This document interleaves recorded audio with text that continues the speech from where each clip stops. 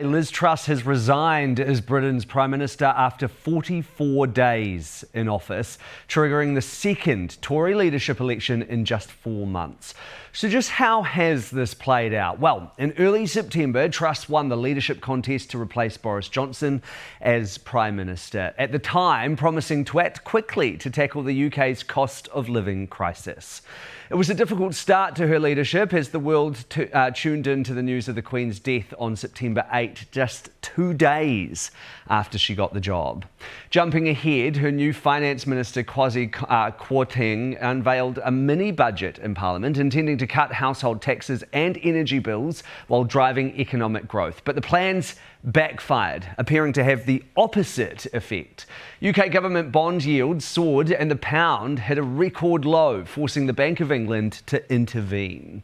Truss initially defended her economic plan, shrugging off the negative reaction from financial markets, saying the problems were global and spurred by Russia's invasion of Ukraine. But in a humiliating U-turn, the government reversed plans to cut the country's highest rate of income tax. By October 14, Kwarteng was sacked after 38 days and replaced by Jeremy Hunt. Truss has since apologised for the turmoil, telling the BBC she would accept responsibility and say sorry for the mistakes that have been made. So, will her resignation implicate us back here? For more, we're joined by Robert Patman, an Associate Fellow at Europe Programme Chapman House. Then we'll ask commentator Bernard Hickey what this could mean for the economy. But let's start with you, Robert. Good morning. How are you? What a crazy 24 hours. Extraordinary 24 hours. And Liz Truss has just become the shortest ever Prime Minister in the UK, 45 days. So it is extraordinary, but in a sense predictable. Yep. Yeah, talk to me about that predictability, Robert. What exactly has led us here in your view? I think there was very strong pressure. There was a leadership contest between Rishi Sunak, who had good financial experience, and Liz Truss, who's had former foreign minister, foreign secretary, and she won. But the problem was that she had little high-level, consistent experience, and also she had a very ambitious plan, which was high growth, low tax. And unfortunately, Britain has one of the highest debt per GDP ratios in the world, around about 100%, and the markets just didn't buy it, which was quite predictable. And of course, there was a run on the pound, and the Bank of England had to intervene to the tune of 65 billion to prop up the pound. So this has been an absolute debacle, and I think once that happened, the leadership was always in trouble. Although, was it in trouble from the get-go? I mean, Liz Truss did not win this leadership in a general election contest. She was voted in by members of the Conservative Party. But almost from the get-go, Robert, it seemed like there was real division, that the party in general could not kind of surround Liz once she was made Prime Minister. I think she was very strongly pushed for the job by a group called the European Research Group within the Conservatives, which is the very absolutely fervent Brexit. And she delivered the budget they wanted. And one of the problems that's simmering away in the background, it's no coincidence that Britain's having a succession of prime ministers. Why?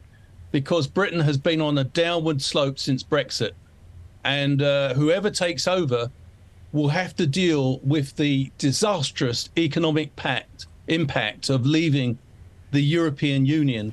Since 2016, since the referendum and since the implementation of the exit deal in 2021, Britain's economy has been steadily declining. It was the 5th biggest in the world in 2016. It's now the 7th.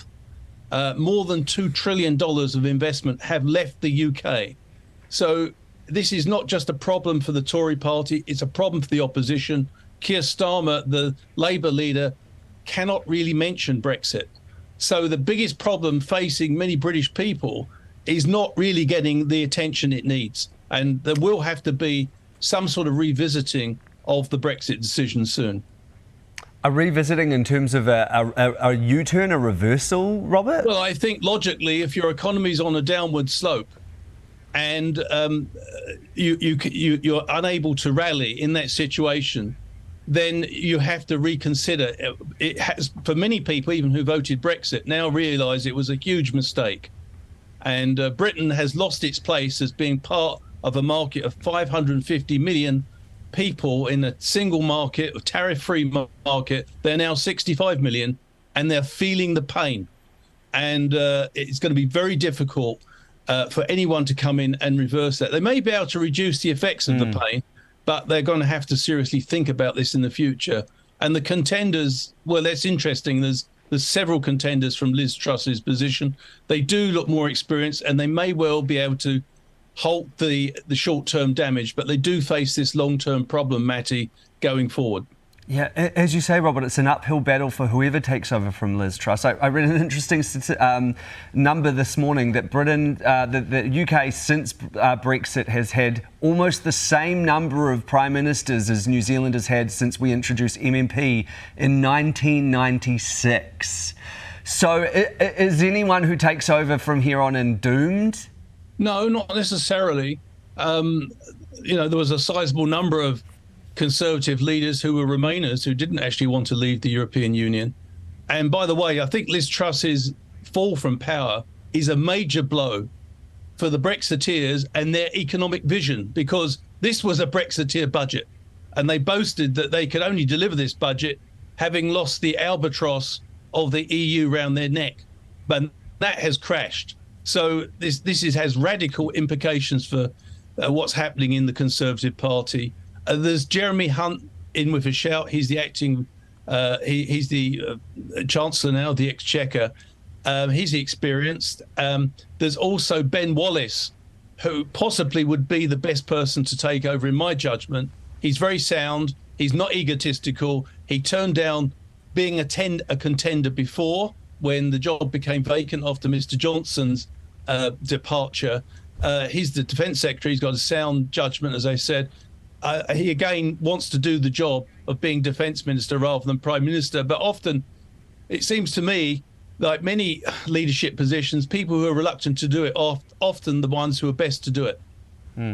Robert, does all of this political turmoil in the UK, does that have an impact on us here in New Zealand, or do we just sit back and grab the popcorn and watch what's happening overseas? No, I think it's a serious situation, and it has implications for us. We've just signed a very important free trade agreement with the UK, and it's not just a British problem. Britain's part of Europe, and not only did Britain's withdrawal from the EU weaken Europe as a whole, but this is a very challenging geopolitical time with the Russian invasion of Ukraine in Europe. So and that's had global ramifications in terms of fuel and food. So this only compounds a difficult time, which could have implications for us, Matty, in the medium to long term. Robert, thank you so much for your expertise and for joining us at short notice this morning. We really appreciate it. What a crazy 24 hours it has been in the UK. But we really appreciate your time. That's Robert Patman joining us live from Otipoti, from Dunedin this morning.